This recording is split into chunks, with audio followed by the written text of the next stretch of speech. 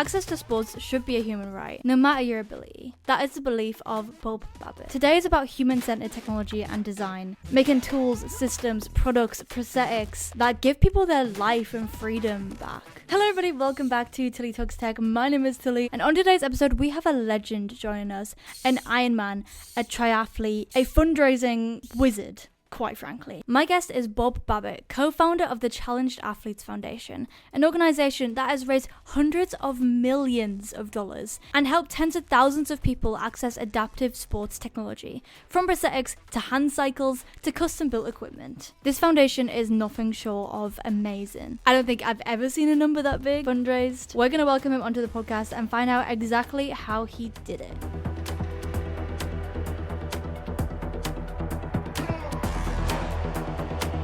Welcome, Bob, to the podcast. Welcome to Tilly Talks Tech. I'm so happy to have you here today. How are you feeling? Everything is great, Tilly, here in beautiful San Diego, and nothing could be better. Yay, that's such good news. Bob, as of right now, correct me if I'm wrong, you've raised over 191 million for athletes, which is an obscene number, right?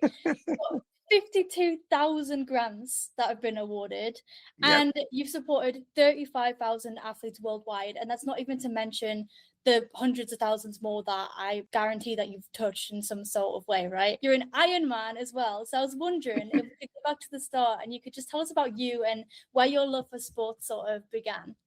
Wow. Well, really a lot of it came when I moved to San Diego from Chicago in 1978 and found this really new sport. The sport of triathlon started in San Diego in 1974, and I fell in love with it. I went and did the Ironman triathlon in 1980. The Ironman is a 2.4 mile swim, 112 mile bike ride, and followed by a marathon. So back then it was sort of an adventure. I had panniers, sleeping bag, and tent put in the back of the bike because I thought you swam 2.4, rode 56, camped out, and rode back the next day. It was a little bit of a surprise, and they're like, no, you just keep going. You do the whole thing in one day. I'm like, wait, what? God.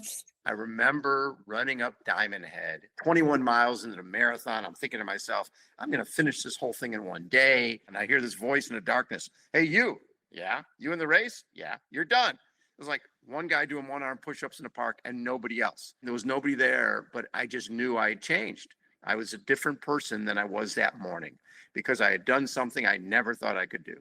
And that led to not just falling in love with the sport, but starting a magazine in the sport called Competitor Magazine. And when I had Competitor Magazine, I met a wheelchair athlete by the name of Jim Knob, who had won Boston Marathon 5 times as a wheelchair athlete. And I remember interviewing him, and something you will totally relate to is I'm at his house, and he's sitting in his wheelchair, and there's a nickel on the floor. And of course, my thought is, oh, the poor guy, he dropped the nickel and he can't pick it up because he's in a wheelchair. So I go to pick the thing up and it's glued to the floor. And I look up and he's drinking a beer and he's like, so Babbitt, you didn't think the poor guy in a wheelchair could pick up a nickel off the floor? Lesson number 1, don't ever underestimate anybody. And that became the mantra. And we covered a lot of wheelchair athletes through the magazine. Yeah. That's so cool. It is incredible. And like I said, the sheer amount of people who are impacted by this, the insurance doesn't cover prosthetics or devices for sports because it's considered recreational and a hobby, but also one of our bare necessities of life is to be able to move your body and exercise. And as somebody who like yourself, your whole life has revolved around sport, how was that for you when you first realized, damn, insurance don't cover this? They're not seeing sports for the true necessity that it is. It's not a luxury. People underestimate the power of sport. And you talk about, you can give somebody opioids, you can give people all sorts of different medications, but there is nothing better than sport. They're making you feel good about yourself. And the thing that people forget about is, imagine your dad is paralyzed and the family wants to go for a bike ride and dad doesn't have a hand cycle. So mom and the kids go for a bike ride, dad watches TV. Or dad has a hand cycle and dad is on the hand cycle while the rest of the family is on bicycles and they go for a ride together. It changes everything, right? And that's what I think is so important. The other thing that people underestimate is community. Now we'll have 150, 160 challenge athletes from all over the world come to San Diego in October, they might be from a little town in England where they have not seen another amputee or been exposed to somebody else in a wheelchair. They come to San Diego for that weekend, there's legs laying all over the place, right? So the kids are learning from each other. The parents are learning from each other. The prosthetists are learning from each other. And it used to be back in the day, if you had an amputation, you hit it. You wore long pants. Well, now people are, this is who I am.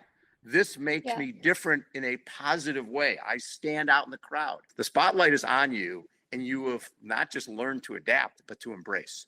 And to me, that is a huge deal, is understanding who you are, why you are, and how do I impact that next person so that they can feel good about themselves as well. Yeah, I couldn't agree more. Like that whole narrative I've experienced from like day dot. Do you know what I mean? Like before the Challenged Athletes Foundation existed, what do you think was like broken in that system for athletes with physical challenges?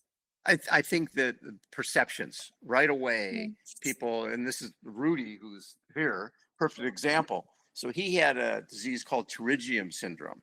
After 15 operations before the age of 5, he asked his parents to cut his legs off because they were never going to function. So he has legs amputated. And at that point, it was, okay, you're a double above knee amputee. You'll be in a wheelchair. Maybe you'll use a walker, but you're never going to run or do anything like that. Well, so his mom, she said, Mr. Davidson, when will Rudy run? And, you know, she's like, lady, your kid is on stilts. He'll never run. Maybe he'll walk with a walker, but he'll be in a wheelchair the rest of his life. Michael said he walked in the waiting room and Rudy was doing a handstand on the walker. And at that point, he realized, if this kid wants to run, I better figure it out. And it wasn't about him running. It was about him being a kid.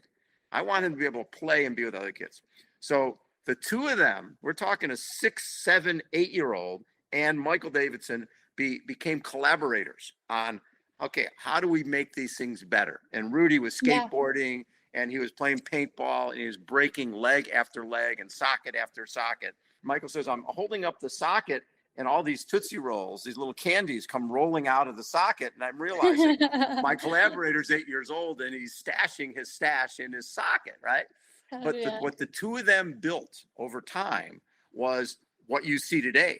The sprinting you see at the Paralympics and with single and above knee and below knee, it's because of the work they did that you're seeing guys run 45 seconds for a quarter mile, right?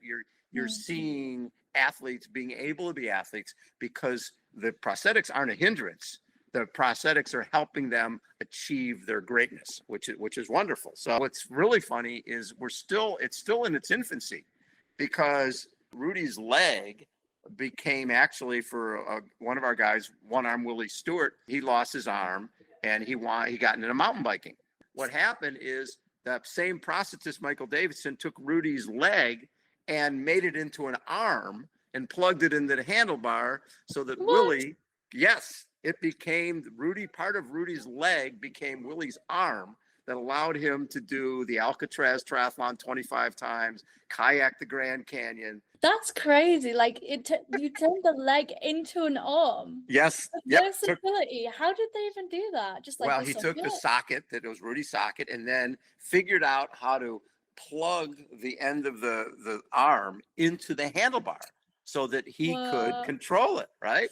And it's crazy. And then all this stuff with prosthetics, as you know from what's behind you, is still novel. It's every single day there's new things happening that are allowing athletes to not just accessorize, but to find something that's going to be more functional than it was the day before.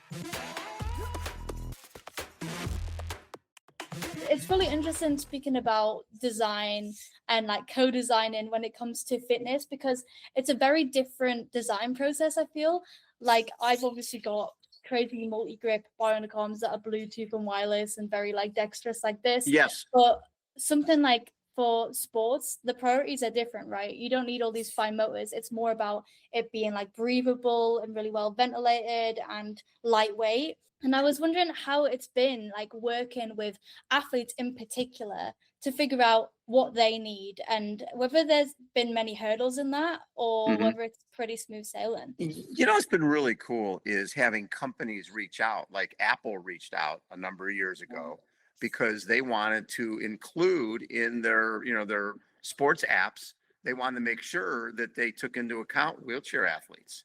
And so what they did is they actually set up at CAF, and we had numerous wheelchair athletes come in from different sports so they could include those sports on their sports watch. So in seeing companies like that, Nike as well, over the years, Nike's been a global partner of CAF, and they have been so open to coming up with shoes that people can put on without having to lace them up, that you can put them on without needing your hands.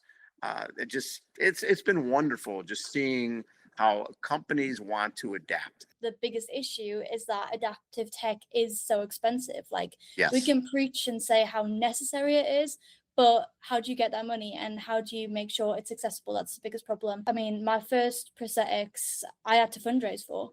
Right. I think my most expensive pair of prosthetics I had were about like 36 grand.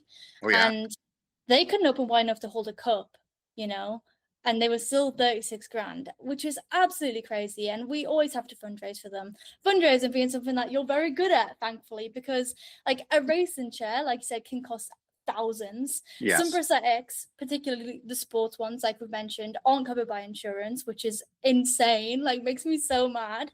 Some adaptive bikes can be more expensive than cars. You haven't just helped like a couple, you've helped tens of thousands. So I wanted to know like what the Challenge Athletes Foundation sort of funding story is. How did you manage to do all this, and where does all that funding come from? When we first started, it was great because it's myself and my good friends Jeffrey Eskow and Rick Kozlowski. And really, when we started the foundation, I had my magazine so I could promote what we were doing. Also have some, halfway decent at marketing. Jeffrey was he was the CFO of a clothing company called the Tinley Company, and Rick was an event producer. So Rick put on the event, and Jeffrey was let's figure out how do we fundraise. And our goal was we want to have an endowment. We wanted to make sure we were around for the long haul. So our goal was to get to $1 million in the endowment, and now it's over 30 million in the endowment. Just the interest off the endowment allows us to give out a lot of our grants. Plus, the building that we're in San Diego is paid for, spits off about $300,000 a year in dollars that we use for grants. So we're incredibly fiscally responsible, Mike. We use every penny to take care of our athletes. So now we just did our first ever gala in LA. I saw that. Yeah. Let's take a look at that. Good evening, everyone, and welcome to the 19th Annual Heroes Heart and Hope Gala.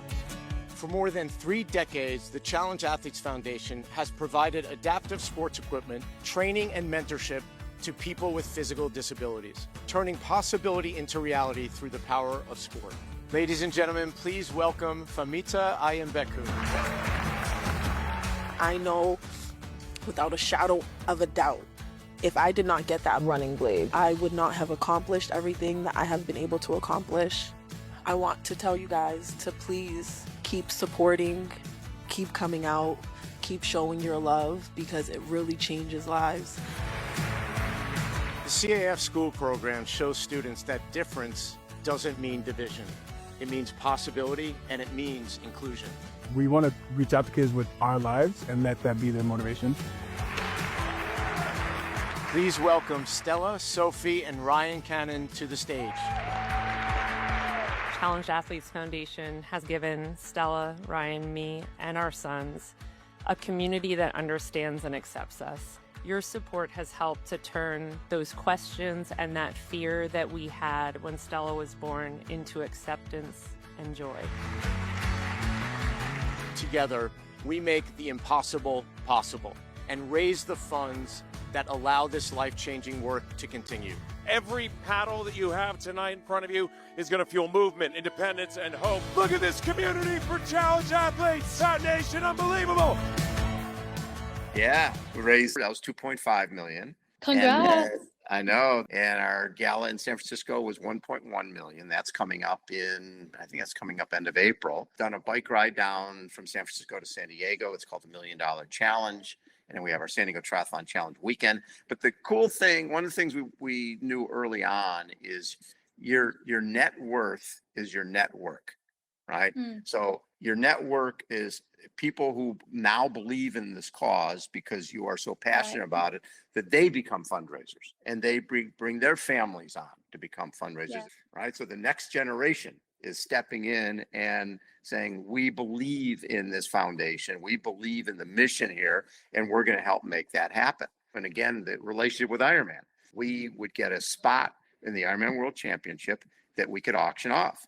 And our deal was whoever bought the spot had to come to our San Diego Triathlon Challenge, because we didn't want somebody just buying the spot. We wanted someone to become part of our family.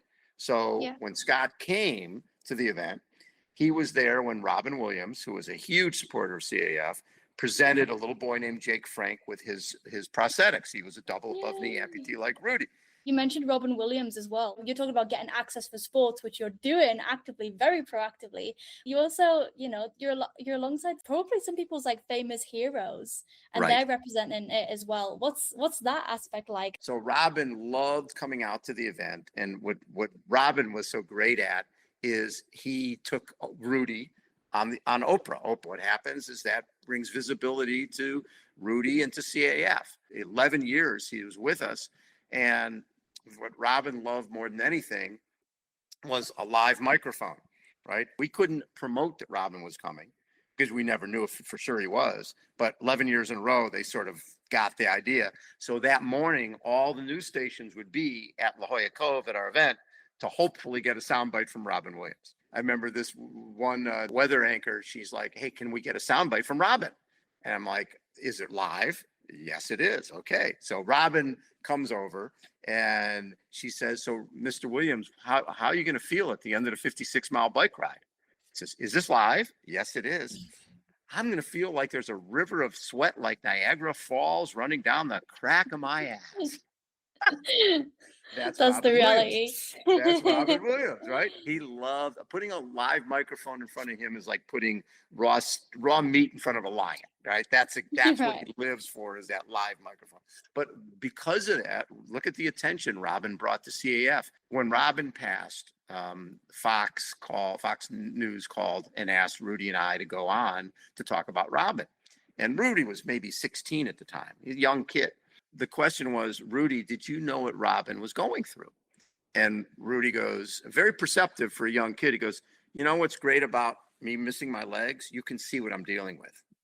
We didn't know what Robin was dealing with, right? I thought that was just so perceptive that we see what you're dealing with.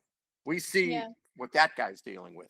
When it's something in here or in here, you don't necessarily know what Robin Williams was dealing with. Robin was like such an amazing support. I read so much about that, and I'm so glad, he got behind such an incredible cause, and you got so much support. So many people have got in touch and wanted to like get behind this whole initiative. And I just want to, like, knowing that, take us back to the start of when, you first got this hand cycle for McLaren. Was there a moment where you were like, damn, this is the start of something big? And like, what did that equipment unlock for him, but also you guys, and just like the way you wanted to progress this and make sure access prevailed even more so into the future? Yeah, I would like to say there was a big plan, maybe, but our plan was really just to get the van for Jimmy. And that was it. And then it was really 3 amputee women who had put that relay team together to support Jimmy and came to us. And when they told us that your health insurance would not cover anything to do with sport, that just didn't compute. It didn't make sense, because obviously we were all doing Ironman. Sport was 98% of our life, which is why we started it. But we didn't know what direction we were going to go. The plan was never, we're going to be all over the country. We're going to have, a movie on a quadruple amputee baseball player. We're going to have a film narrated by Oprah. When Jim and Emmanuel received the Arthur Ashe Courage Award, we're at the Kodak Theater in LA. Matthew Perry from Friends is hosting, introduces Oprah, who comes out on stage and introduces a 13-minute feature on Jim and Emmanuel and CAF, narrated by Kiefer Sutherland. LeBron James and Serena Williams and everybody standing ovation, everybody sobbing, and Oprah and Jim and Emmanuel hugging, and the president of the United States watching this, and the following weekend we're in the Oval Office with the president of the United States. You just Crazy. you can't script this stuff. Stuff happens. I believe stuff happens when you do the right thing. I agree. I think that's a lovely motto and thing to live by as well. I've always been a sort of like glass half full kind of person, and I feel like Yes. you gotta find something. Like I feel like it's like the never ending source of happiness, just being able to help people. What are your sports? Oh my God, I suck at sports, ironically. Well, I tell you what, before I went in for my operation on my leg, Yeah. I didn't know if I was going to be able to run again. So like that was the one time that really sticks out in my mind where I think about, oh my gosh, the freedom I felt then, where I was literally just at my nana's house. I just got my sisters out of me, and I was like, we were just like running laps up and down the street, and like even today my mobility is a lot more limited because of my leg operation. But Yeah. I'm so glad I took that moment. Since my operation, honestly, I haven't tried too many sports. I mean, I've been playing ping pong recently. We've got a ping pong table, which has been fun. But that's sort of the extent of it at the minute. I'd love to come to one of your establishments and try everything You know out. what? You should come out. We should get you out for our San Diego Triathlon Challenge weekend, because we do adaptive surfing. We do wheelchair Wow. basketball. We I'd do love sit to vault. try surfing. You know what? And here's a perfect look on social. Liv Stone, her Liv, and last name Stone, Stone. Liv was born with short arms on both sides, and I'm sure you had this as well. It's like parents are like, well, we should get her into running and soccer, things that she doesn't have to use her arms, right? Right. And of course, and she comes out for an adaptive surf clinic in San Diego and falls in love with surfing. And she's like 15 years old and tells mom and dad, I need to move to San Diego and become a professional surfer. And they're like, yeah, we don't know if that's going to happen. Well, then she ends up on Team USA. She starts surfing pretty much year round, wins 3 world titles as a surfer, right? And what they did, she came up with hand paddles that go on her stumps so that she can paddle into the surf. And all of a sudden, she became world champion. That next kid who's dealing with something similar to what you're dealing with sees you being successful and goes, well, wait a second, why can't I? That's the passing it on. That's that next generation that's important. Yeah, exactly. And that's like why I do social media, really. Like if I would have had myself to look up to when I was little, I think that would have changed a lot. And Absolutely. like a lot of these people you've worked with, my family were like, they were handed a list of, she'll never do this, she'll never do that, she'll never do this. And on that list was, she'll never play piano because it's a hand thing. And my parents were like, don't tell us what our child can't do. And lo and behold, I turned about 7 and I started tinkering away at the piano. I was like playing Beauty and the Beast, Taylor's Oldest Time. Yeah. And I'm not the only person in my family who touches that. And now I have like a separate prosthetic to play piano, documented that all over social media. I started with like instruments and things like that. I feel like sports might be the next thing to document. Just see what I'm good at. You would love surfing. You would love surfing. We're coming to the end now. I just have a couple of final questions that I'd love to get from you. So first of all, I would love to know, what would you like to see more of in sport? I would love to see more equality. One of the things that bothers me, we got the Paralympics coming up, and you've got men's sled hockey, but there's no women's sled hockey. That's like, wait, what?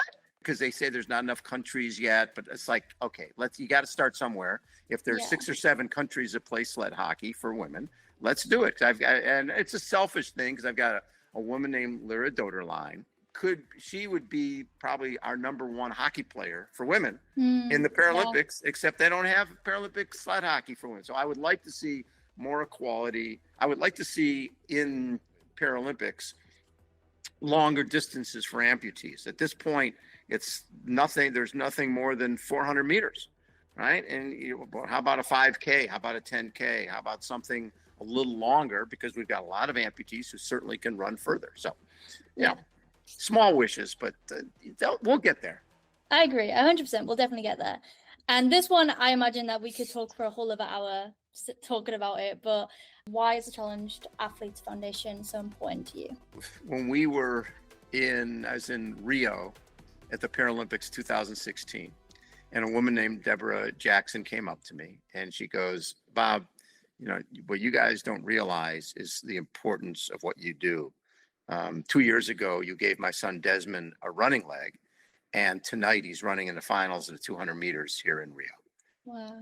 And when we were in Paris for the Paralympics 2 years ago, 225 members of Team USA, 127 of them had received grants from CAF. And just having parent after parent after parent coming up and thanking us for what we do. And a lot of times it's our team works so hard to find, and find athletes and this to let them know that we're here.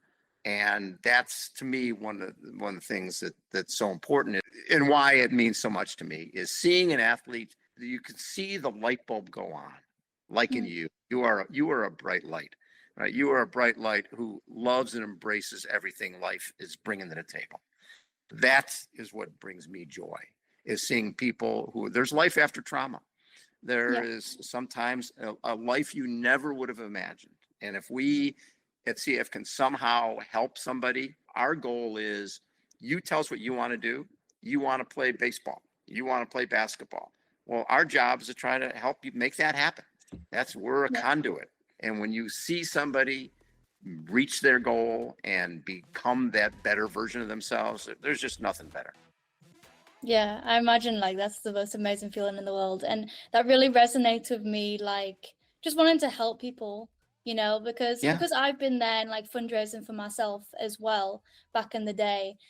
Accessibility should be number one, but this stuff is so expensive. And that was actually one of the missions when I started this podcast. I don't know if you know this, but we started this podcast with the initiative that, we wanted to get monetized, and all ad revenue was going to go towards our own foundation, which is the Open Bionics Foundation. So that goes towards people who can't afford prosthetic hands. I want to ask you, what advice would you have for somebody who is starting their own foundation maybe and wants to make the same positive difference that you guys have? Well, again, your network is your net worth, and having people around you who also share your vision. We have people who are going to events and raising dollars for us, from doing their own triathlon or their own ultra marathon, and then having race directors like Ironman and Chris Kosman at Badwater has always is raised nearly $1 million for us just by having his event be a fundraiser for us. Things can start small and then become really, really big. It's don't have too grandiose a plan. Just come into it and say, I want to help one person. I want to help 2 people. I want to help 3 people. And then someone's going to go, I got an idea. And just being open. Yeah, that's so cool. I definitely need to get down and check this all out, I swear. I'm so excited. Thank you so much, Bob. This has been amazing. I really, really do appreciate your time. And for anybody who wants to follow along with you or, your foundation, where can we find you across socials, and how can people get involved? It's just Challenge Athletes Foundation, challengeathletes.org. And I'm just Babbittville is my BABBITTVILLE is all my social, and Instagram and Facebook and the YouTube channel for Breakfast with Bob. And we interview obviously top triathletes, but also a lot of our top para athletes as well. Awesome. Thank you so much. And I watched a couple of them. I've been all on your website, so I definitely recommend that everybody watching goes and checks it out. And I'm going to be staying right up to date until I get to see you in the flesh and try surfing. And what's cool about this date, Tilly, this is actually the 48th anniversary of the first ever Ironman, February 18th, 1978. Oh my goodness, I had no idea. That's awesome. Perfect day for us to chat. Really a treat to get to meet you. And again, you are a bright light. You're doing some great work. Keep doing what you're doing. Thank you, Bob. You're so sweet. I'll see you soon. See you soon, Tilly. Thank you. Bye. Bye.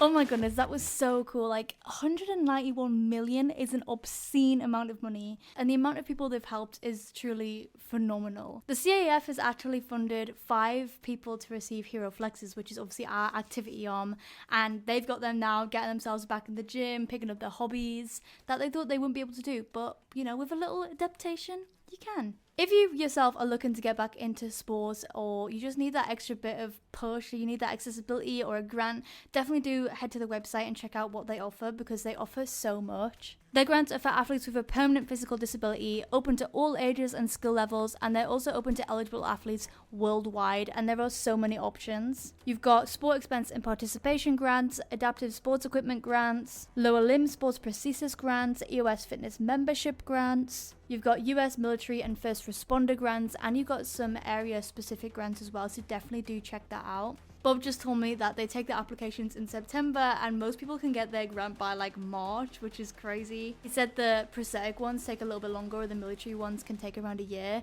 but still incredible work. So if you do want support there, check it out, or be the person to donate. What an amazing cause. Thank you so much for listening to this episode of Tilly Talks Tech. I really hope you enjoyed it. It feels perfect for the Paralympics coming up. You know, we're getting the anticipation going. And yeah, I think my takeaway is that I need to get to San Diego and learn to surf. Thank you so much for watching. Make sure to like, comment, and subscribe. Tell me who else you want me to get on the podcast. And I will see you next time. Bye.